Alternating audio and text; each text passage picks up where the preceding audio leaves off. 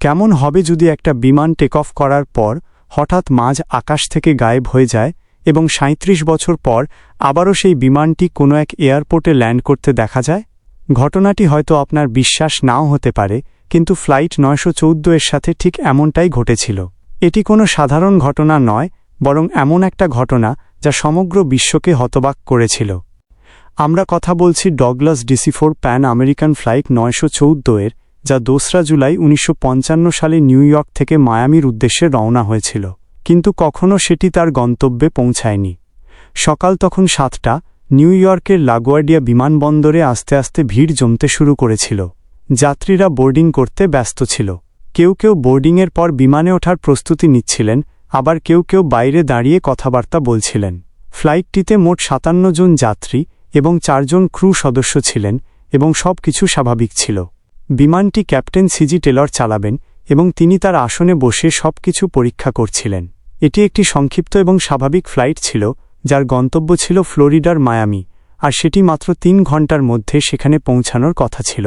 আবহাওয়া পরিষ্কার ছিল, বিমানে কোথাও কোনো সমস্যা ছিল না, এবং সব কিছু নিয়ন্ত্রণে ছিল।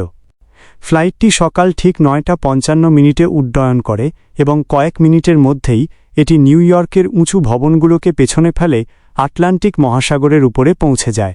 যাত্রীদের মুখে প্রশান্তি ছিল, কেউ জানালা দিয়ে বাইরে তাকিয়েছিল, কেউ খবরের কাগজ পড়ছিল, আবার কেউ কেউ মায়ামি পৌঁছানোর আনন্দে কথা বলছিল। কিন্তু কেউই জানত না যে পরবর্তী কয়েক মিনিটের মধ্যে তাদের জীবন চিরতরে বদলে যেতে চলেছে। সকাল ১০:১২ New York air traffic control flight ৯১৪কে ট্র্যাক করে এবং জানায় বিমানটি সঠিক পথে আছে। সবকিছু অন্যান্য দিনের মতোই স্বাভাবিকভাবে চলছিল, কিন্তু ১০:১৫ হঠাৎ অদ্ভুত কিছু ঘটে, কারণ রাডার স্ক্রিনে ফ্লাইট ৯১৪কে দেখা যাচ্ছিল না। ফ্লাইট ৯১৪ হঠাৎ করে অদৃশ্য হয়ে গিয়েছিল। চোখের পলকেই যেন বিমানটি বাতাসে মিলিয়ে গিয়েছিল। বিষয়টি দেখে এয়ার ট্রাফিক কন্ট্রোলের কর্মকর্তারা অবাক হয়ে যান। তারা তৎক্ষণাৎ বিমানের সাথে যোগাযোগ করার চেষ্টা করেন। ফ্লাইট ৯১৪, আপনি কি আমাদের কথা শুনতে পাচ্ছেন? কিন্তু কোনো উত্তর এলো না। তারা আবারও বলেন, ফ্লাইট ৯১৪, দয়া করে উত্তর দিন, কিন্তু আবারও কোনো উত্তর পাওয়া যায় না। এরপর তারা লাগাতার চেষ্টা করতে থাকেন, কিন্তু ফ্লাইট ৯১৪ থেকে কোনো উত্তরই পাওয়া যায়নি। এরপর নিউ ইয়র্ক এয়ার ট্রাফিক কন্ট্রোলে হট্টগোল শুরু হয়ে যায়। এয়ার ট্রাফিক কন্ট্রোলের কর্মকর্তারা ভেবেছিলেন হয়তো কোনো কারিগরি ত্রুটি হবে, কিন্তু যখন তারা অন্যান্য ফ্লাইটগুলোকে ট্র্যাক করে তখন সব কিছু স্বাভাবিক ছিল। শুধুমাত্র ফ্লাইট ৯১৪ই গায়েব ছিল। মায়ামি এয়ার ট্রাফিক কন্ট্রোলকে তাৎক্ষণিকভাবে অবহিত করা হয় এবং বলা হয় যে ফ্লাইট ৯১৪ হঠাৎ রাডার থেকে অদৃশ্য হয়ে গেছে। এতক্ষণে বিমানটি তার গন্তব্যে পৌঁছে যাওয়ার কথা ছিল, কিন্তু পৌঁছায়নি। এরপরই তৎক্ষণাৎ অনুসন্ধান অভিযান শুরু হয়। নৌবাহিনীরা সমুদ্রে বিমানের ধ্বংসাবশেষ খুঁজতে শুরু করে। অন্যান্য বিমান সংস্থাগুলির সাথেও যোগাযোগ করা হয় এবং তাদের জিজ্ঞাসা করা হয় যে তারা আকাশে অস্বাভাবিক কিছু দেখেছে কিনা, কিন্তু কোথাও কোনো হদিশ মেলেনি।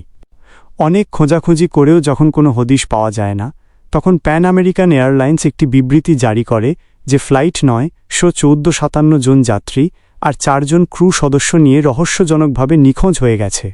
আমরা সম্ভাব্য সকল জায়গায় অনুসন্ধান করেছি, কিন্তু কোনো ধ্বংসাবশেষ পাইনি। আমরা গভীরভাবে দুঃখিত যে এটিকে দুর্ঘটনা হিসাবে ধরে নেওয়া হয়েছে। কিন্তু এখন প্রশ্ন হল, বিমানটি কি সত্যি বিধ্বস্ত হয়েছিল, নাকি এটি অন্য কোনো সময় এবং স্থানে আটকা পড়েছিল? এই প্রশ্নটি এখন সবার মনেই ছিল, কিন্তু কারো কাছেই কোনো উত্তর ছিল না। এভাবে অনেক বছর কেটে যায়, কিন্তু তারপর প্রায় ৩৭ বছর পর ১৯৯২ সালে এমন একটি ঘটনা ঘটে যা কেউই বিশ্বাস করতে পারছিল না। ১৯৫৫ সালে নিখোঁজ হওয়া ফ্লাইট ৯১৪ এর কথা মানুষ প্রায় ভুলে গিয়েছিল। এটিকে একটি মর্মান্তিক দুর্ঘটনা হিসেবে ধরে নেওয়া হয়েছিল। যাত্রীদের মৃত ঘোষণা করা হয়েছিল। কেউ আর এখন এই ফ্লাইটটি নিয়ে কথা বলত না। কিন্তু ৩৭ বছর পর ২১শে সেপ্টেম্বর ১৯৯২ সালে ভেনিজুয়েলার কারাকাস বিমানবন্দরে এমন কিছু ঘটে যা সেখানে উপস্থিত সকলকে হতবাক করে দেয়। কারাকাস বিমানবন্দরের এয়ার ট্রাফিক কন্ট্রোল প্রতিদিনের মতোই ব্যস্ত ছিল। প্রতিটি ফ্লাইট পর্যবেক্ষণ করা হচ্ছিল এবং সবকিছু স্বাভাবিক ছিল, কিন্তু একটু পর হঠাৎ করে রাডার স্ক্রিনে একটি অজানা বিমানের সিগন্যাল ভেসে ওঠে। এরপর ডিউটিতে থাকা অফিসার জোয়ান দেলা কর্টে স্ক্রিনের দিকে মনোযোগ সহকারে তাকালেন এবং দেখলেন যে বিমানটি কারাকাসের দিকেই এগিয়ে আসছে, কিন্তু তাদের কাছে সেটির কোনো আনুষ্ঠানিক তথ্য ছিল না। তিনি তৎক্ষণাৎ তার সহকর্মীদের ডাকলেন এবং জিজ্ঞাসা করলেন যে এটা কোনো বিমান, এটির তো কোনো ফ্লাইট ডিটেল আমাদের কাছে নেই। ইনভেস্টিগেশন করার পর যখন বিমানের মডেল নাম্বার বেরিয়ে আসে তখন সকলের মুখে বিস্ময় আর ভয় দুটোই ফুটে ওঠে। তারা দেখেন যে এটি কোনো আধুনিক বিমান নয়, বরং 1950-এর দশকের একটি ডগলাস DC-4 বিমান। এয়ার ট্রাফিক কন্ট্রোলে হট্টগোল শুরু হয়ে যায়। কন্ট্রোল টাওয়ার তৎক্ষণাৎ বিমানের সাথে যোগাযোগ করে, অচেনা বিমান দয়া করে নিজের পরিচয় দিন। কয়েক সেকেন্ডের জন্য কোনো সাড়া নেই। কন্ট্রোল টাওয়ারে সবাই খুব চিন্তিত। ঠিক তখনই রেডিওতে একটি ভাঙা কণ্ঠস্বর ভেসে আসে, এটি প্যান আমেরিকান ফ্লাইট 914, যা নিউ ইয়র্ক থেকে মায়ামি যাচ্ছে। আমরা কি মায়ামিতে পৌঁছে গেছি? এই কথা শুনে জোয়ান দাঁড়াটে এবং বাকি অফিসারদের মাথায় যেন আকাশ ভেঙে পড়ল এবং কাঁপা কাঁপা কণ্ঠে জানাল যেটা মায়ামি নয়, ভেনেজুয়েলার কারাকাস এয়ারপোর্ট। অর্থাৎ ফ্লাইট 914 তার গন্তব্যস্থল থেকে 2200 কিলোমিটার দূরে ছিল। আর পাইলট তো এটা জানতই না যে তারা 37 বছর পর কারাকাস এয়ারপোর্টে এসেছেন। পাইলট যখন শুনতে পান যে তিনি মায়ামির পরিবর্তে কারাকাস এয়ারপোর্টে আছেন, তখন তিনি ঘাবড়ে যান এবং কারাকাস এয়ারপোর্টে ল্যান্ডিংয়ের অনুমতি চান। এয়ার ট্রাফিক কন্ট্রোল দ্রুত বিমানটিকে ল্যান্ডিংয়ের অনুমতি দেন, আর অনুমতি পাওয়ার সাথে সাথেই পাইলট বিমানটিকে কারাকাস এয়ারপোর্টে ল্যান্ড করায়। কিন্তু বাইরের দৃশ্য দেখে পাইলট অবাক হয়ে যান, কারণ অন্যান্য বিমানগুলি দেখতে বেশ নতুন এবং আধুনিক মনে হচ্ছিল। সেই সাথে বিল্ডিংস আর তার চারপাশের মানুষগুলো বেশ অদ্ভুত লাগছিল। কারাকাস বিমানবন্দরের কর্মীদের অবস্থাও একই ছিল। সবাই ওই পুরনো বিমানটির দিকে অবাক দৃষ্টিতে তাকিয়েছিল। মনে হচ্ছিল যেন সামনে কোনো দ্বিতীয় বিশ্বযুদ্ধের যুদ্ধ বিমান দাঁড়িয়ে আছে।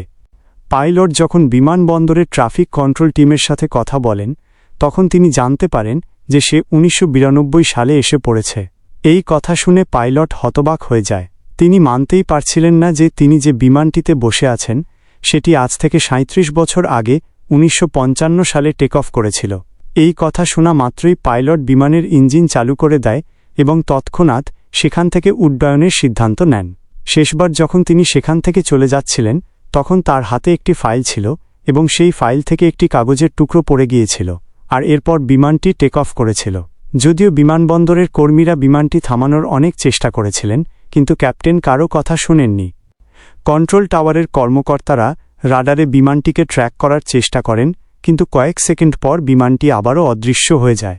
এরপর ফ্লাইট 914 কোথায় গিয়েছে কেউ জানে না। আজ পর্যন্ত না তো এটি মায়ামি পৌঁছেছে, আর না এটিতে বসা কোনো যাত্রীর সন্ধান পাওয়া গেছে। আর পাইলটের হাত থেকে যে কাগজের টুকরোটি পড়ে গিয়েছিল তা আসলে একটি ক্যালেন্ডার ছিল, সেটা 1955 সালের, যা এটা প্রমাণ করে যে এই ঘটনাটি 100% সত্য ছিল। কিন্তু এখন প্রশ্ন হল, যদি সত্যিই এমনটা হয়েছে, তাহলে 1955 সালে উড্ডয়ন করা বিমান 37 বছর ধরে কোথায় ছিল? এই ঘটনাটি কোনো সায়েন্স ফিকশন মুভির মতো মনে হয়, কিন্তু কিছু লোক বিশ্বাস করে যে এই ঘটনাটি সম্পূর্ণ সত্য, আবার কেউ কেউ এটিকে একটি কাল্পনিক গল্প বলে মনে করে। ফ্লাইট 914 এর রহস্য দশকের পর দশক ধরে মানুষকে অবাক করে আসছে এবং এর সমর্থনে অনেক গল্প এবং কথিত সাক্ষী রয়েছে, কিন্তু আজ পর্যন্ত এর কোনো সুনির্দিষ্ট প্রমাণ পাওয়া যায়নি। কিছু প্রতিবেদন অনুসারে এই গল্পটি 1980-র দশকে শুরু হয়েছিল, যখন একটি আমেরিকান ট্যাবলেট সংবাদপত্র এটি প্রকাশ করেছিল। বলা হয় যে এই গল্পটি সম্পূর্ণ বানোয়াট এবং এর কোনো আনুষ্ঠানিক রেকর্ড নেই। অনেক বিশেষজ্ঞ দাবি করেছেন যে ফ্লাইট 914 কখনো অস্তিত্বেই ছিল না এবং কারাকাজ বিমানবন্দরে এমন কোনো ঘটনা কখনো রেকর্ড করা হয়নি। তাহলে এই গল্পটি কোথা থেকে এলো? এটি কি শুধুই একটা বানোয়াট গুজব ছিল, যা সময়ের সাথে সাথে আরও বেশি রহস্যময় হয়ে উঠেছিল, নাকি এর পেছনের আসল সত্য কোনো গোপন ফাইলের মধ্যে লুকিয়ে আছে?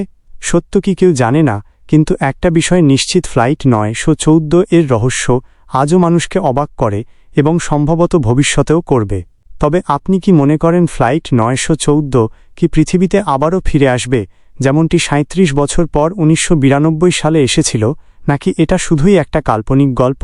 আপনার মূল্যবান মতামত কমেন্টের মাধ্যমে অবশ্যই জানাবেন। সেই সাথে ভিডিওটি দেখে কেমন লাগলো এটাও কমেন্ট করে জানাতে ভুলবেন না।